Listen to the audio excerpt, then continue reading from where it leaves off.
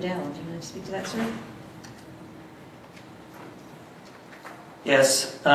Before I turn it over to Dr. Haynes, as has been well reported, the state is facing, and public schools are facing proposals from the legislature that offer huge budget cuts.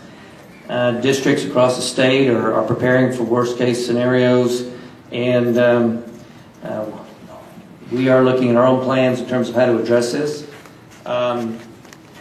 Several districts have already, including Dallas ISD, successfully implemented resignation incentives, and we looked at the numbers on this. It looked like it was promising for us. We feel like it's something that is worth doing. So I want to turn it over to Dr. Haynes to begin the presentation on this. Thank you, Dr. Waddell. Madam Chair and members of the board, I'd like to, this is going to be a team effort, Mr. Bonner, Ms. Brenda West, and myself, so be patient. There are several components to the item that you looked at over the weekend. The first part that I'm going to talk about and my main focus will be on the resolution and what the resolution is indicating. As Dr. Waddell has stated earlier, the state is looking at a budget shortfall, which is at some point in time will impact us. To what degree, we do not know, but we will feel an impact. The board has requested us, at least since our November board retreat, is to be physically accountable and responsible for the district dollar and how we can look at the budget and begin to reduce our budget. And we have begun that process, and you approved our first resolution in order to do that with the $10.6 million. As when Dr. Waddell came on, he asked us about what we were thinking about in terms of an incentive. We had not gone into any breadth or depth because we were interested in what Dr. Waddell would like to do. So with his permission, we were able to move forward and explore this possibility. As a result of the exploring the possibility, in your agenda item you will see the resolution that Dr. Waddell and administration is asking you to approve. I'm not going to read through the resolution, but I will highlight some areas. The first 2 or 3 paragraphs basically is a summation or is in detail what Dr. Waddell has already provided to you, and then I've highlighted in terms of our budget, the state budget deficit, and that anytime the state has that kind of deficit, it's going to fall ultimately to some degree on school districts. We just don't know what yet. So having said that, further down in the resolution, we are requesting that you authorize us to move forward, taking the appropriate steps to look at offering a financial incentive for individuals to seek their resignation up to 10%, and we'll get into the details. That will be part of Mr. Bonner's presentation. The very end of the resolution, you are also authorizing the superintendent of schools is directed immediately, and that means time this motion hopefully is passed and beginning in the morning with our principals, that you are to letting Dr. Waddell know that you would like this to be implemented immediately as set forth in the attachment. And the next 2 attachments, attachment A, resignation incentive plan, and then the resignation agreement, Mr. Bonner will go forward with that and explain not the details, but at least the highlights, so you are familiar with what our employees will see the rest of this week and what our next steps are. Mr. Bonner. Thank you, Dr. Haynes, board members, and Dr. Waddell. This is a very brief 7 or 8 slide PowerPoint on the big picture. So if we can go ahead and start on that. We do plan to have this conversation, pending your approval in a few moments, with our campus principals, and then roll out a communication plan with all the impacted employees tomorrow and the remainder of this week. Very simply, the purpose of the plan is to secure term and continuing contract employee resignations. Employees in the state of Texas, school district employees in the state of Texas under contracts can resign as late as July 7th this year. And we would like to incentivize some folks to turn those in earlier if it's in their best interest to do so, so that we can get on planning our budget for next year. The rationale is obviously, as Dr. Haynes alluded to, is to start planning with the anticipated shortfall of revenue up to $75 million. That was the initial top end of the House budget model that they sent around. Of course, subsequent to that, there have been some revisions to that, but nothing is in stone yet. So that's the number that we want to leave you with. We propose to allocate up to $3 million for this resignation incentive plan. The term and continuing contract employees number just over 3,500 employees in our district. The average employee salary in that group is $56,734, and if you do the math, that will get you just about 500 incentives, 500 employee incentives. So that's what that 500 number is. It's the 3 million divided by 5,673, and a few more than 500, but up to 500. Four items I want to discuss briefly are eligibility. Again, it's current term and continuing contract employees, and it's crucial the next few lines or the next few words. Who desire to resign. This is a totally voluntary plan. There is no district decision to be made other than to fund and roll out the plan. The next piece is totally up to the employees who are identified, those being on term and continuing contracts. If they desire to resign from the district and they qualify to participate in the plan, we want to work with them. The process, Dr. Waddell, our designee, will notify eligible employees of the process. We'll do that tomorrow, again with the principals and administrative staff meeting. And our intent is to provide them a similar PowerPoint and then send that PowerPoint, the resolution, an FAQ we've developed, and the resignation incentive agreement out to those 3,500 employees so that they can review those documents with plenty of time to make the best decision they can for themselves and their families. Limitations and qualifications. We had to draw a starting point at some time. Those employees who resigned prior to January 1, 2011, say at the October, November, December board meeting, would not be able to participate in this plan. However, we did want to recognize those employees who may have resigned after January 1 at the January, February, or earlier March meeting and provide an opportunity for them to participate. What they would need to do, is, what the resolution would allow them to do rather, is withdraw their resignation. They could submit a new resignation, and then there would be a determination if they qualify for the plan, and if so, would move forward with that incentive. And then finally, the incentive amount that would be available to employees is 10% of total pay.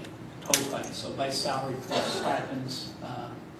That says extra duty pay as well, but generally those are the stipends we pay to individuals. Career ladder, UIL coaching, those sort of things. Our timeline for this is very aggressive, just to be real honest. The first line is today. We're seeking your approval. Our intent is to roll out a communication plan to all the impacted employees or all the appropriate employees. The remainder of this week, we will do so verbally, and we'll also send out an email, probably several emails, and then also have a presence on our webpage. The next week is where the rubber meets the road. March 27th to April 1st. Those 5 days, our staff's going to be very busy working through this plan in this building. We will invite people, again, via email and have specific days that we want to avail ourselves to them. And then finally, the approved participants will receive a lump sum payment in July. That's the pay period prior to their last pay period, and we just want to make sure that the money is tallied correctly and paid out correctly prior to people exiting, okay? Which is typically in August. This is the last pay period. Last thing I wanted to present to you is a little model on determining financial benefit. And so this is a teacher example. This example of a teacher makes $66,000. And then what the next several lines do is show the costs that are associated with this process. And how we analyze this to determine what's the financial benefit to the district. So at $66,000, this is where the cost analysis hits a break-even point in year one for this individual employee. Does that make sense? You back out the 10% incentive, $6,600. You have to account for potential unemployment costs as a liability. That's the maximum cost that we could be obligated to pay, $11,192. And then lastly, there's a replacement salary involved, and we figured that at about $47,500. If those numbers all line up for the first year, the district would actually realize a $708 financial benefit to this transaction. The financial benefit in year two is obviously greater because you're not paying the incentive or the unemployment costs. Okay. I wanted to provide that to you just to illustrate that below that line, it would cost the district in instances. And certainly above that $66,000 line, the district would realize more savings in year one. And I think that's all on the presentation. Certainly, if any of us would like to answer any questions you have or clarify any information we provided. I need a motion before we start discussion. I'll move we accept the plan. Motion, Mr. Ferguson. Second, Ms. Foudy. Okay. Questions, concerns? Mr. Ferguson, your motion. Yeah, I was been looking at the Dallas Morning News. They said we're still talking about an 8% reduction in funding to the district, I believe, which is in the neighborhood of north of $30 million. And it's going to take a 2/3 vote of the House of Representatives to touch that rainy day fund. And everybody's already counting that chickens, but 2/3 is a lot. Just to clarify, this will be fiscal year 10-11 money. We're talking about spending out of the, because it's in July. Yes, sir. So we'd have to have a budget limit this year to do this. We've worked today and we'll continue to work with Ms. Maniscalco's office on funding, and it may well be a budget amendment. Okay. What's the, I guess what's the benefit, cost benefit to this for the district versus declaring a financial exigency and deciding who we want to retire, I guess would be, or having some control over. This is just, there's potentially some huge cost benefits for us, but it's an optional system. And so I think for a number of our employees, it'll be an obvious benefit to them, while at the same time giving the district financial relief. So, but we are pursuing right now tools that are not overly aggressive, and yet will really help us out financially. And some models we've looked at, if we have really looked good, especially going into the second year, but potentially significant first year. So it's a beneficial thing to employees who are considering retirement anyway, and something that will benefit them. But if we get the kind of response Mr. Bonner's indicated, we'll realize significant savings for the district, and it's all optional. It's on the part of the employees, so no one's being forced into anything. One item to add there, Mr. Ferguson, talking about a financial exigency, that's the first step to a reduction in force. All of those transactions, the contract employee would have a right to an appeal to an independent hearing officer. So you've got a soft cost there of legal fees defending those. And B, the second part is, if we had a significant number of those, would there be time and effort by board, attorney, et cetera? So the optional part seems more palatable. You're using your reduction in force policy when you're doing that. So, in this particular deal, you're focusing on people who choose to do it and want to do it, whereas on the other, it's a forced situation. And we're hoping to avoid that if we can. I mean, that's something down the road that may be something that we have to look at. But at this time, this is something that's not. It's a positive thing. It's a positive thing for both staff who choose to take it and for the district.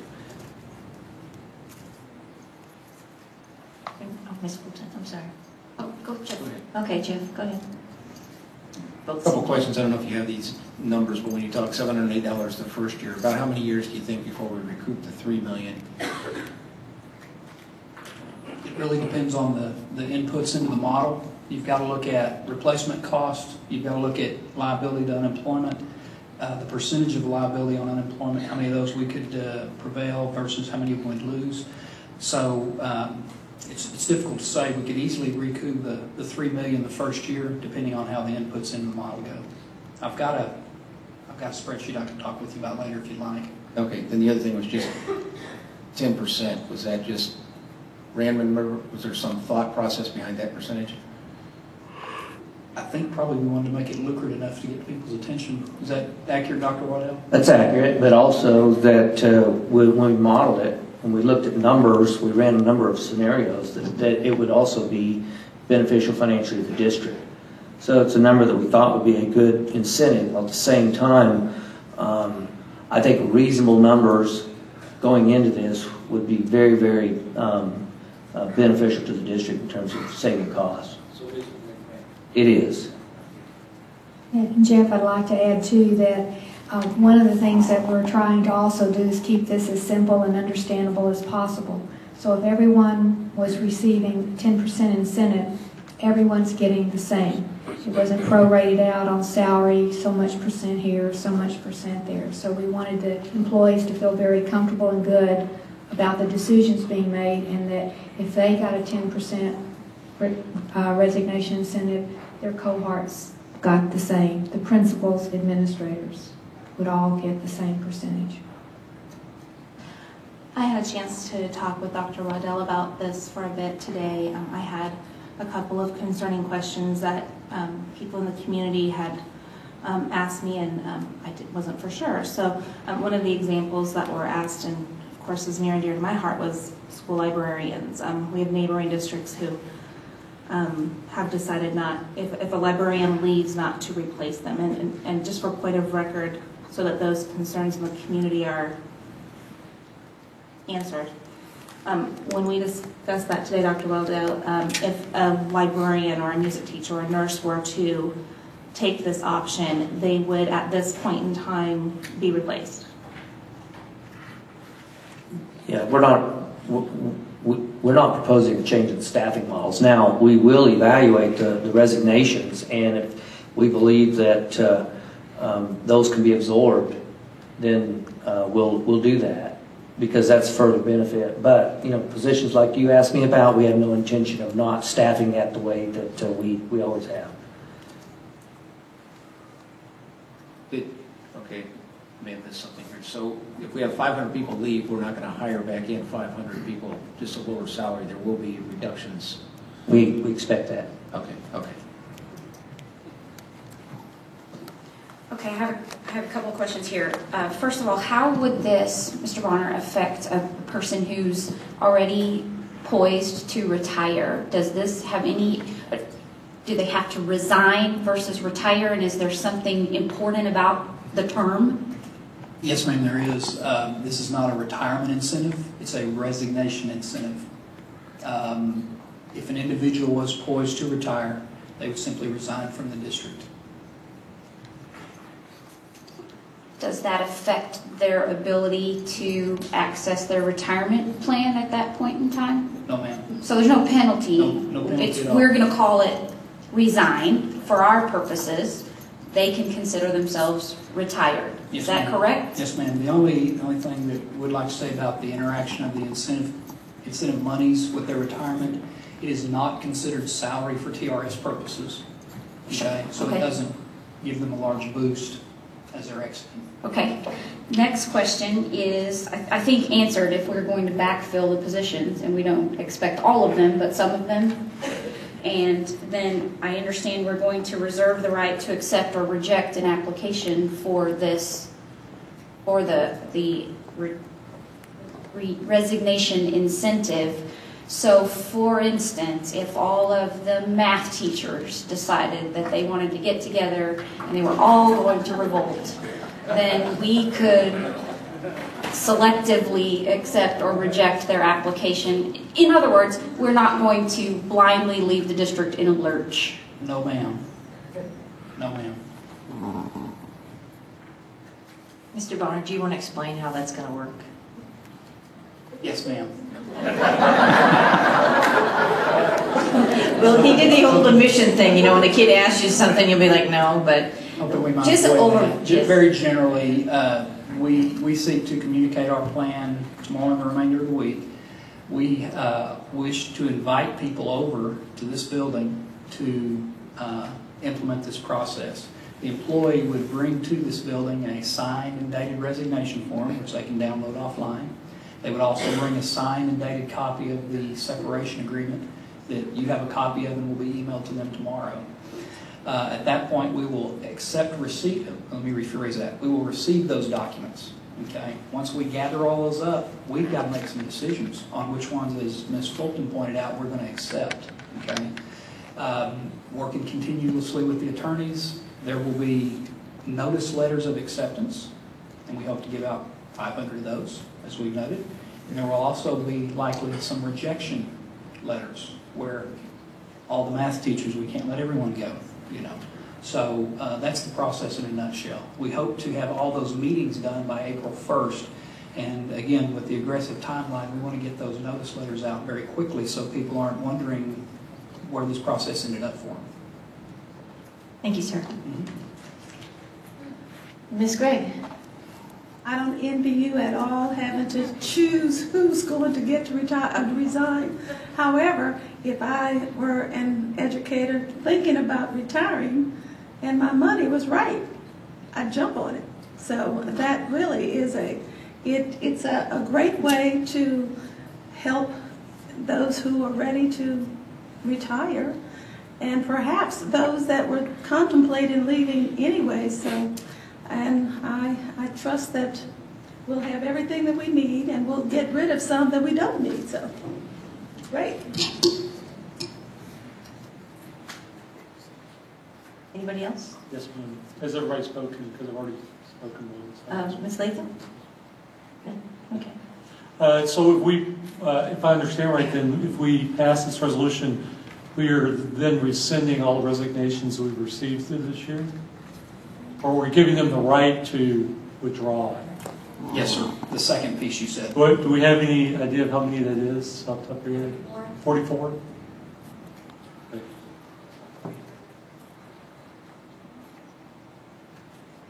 Anybody else? Are we all ready to vote? Okay, all in favor of the resolution? Should we read it into the minutes? We don't have to? Okay, good. Save a little time for Ms. Fulton. All in favor of the adoption of the resignation incentive plan? That is unanimous. Ms. Arnold? Okay, I said it right. I didn't call Ms. Ferguson or anything. Well, thank you all very much for joining us here tonight, and let the fun begin.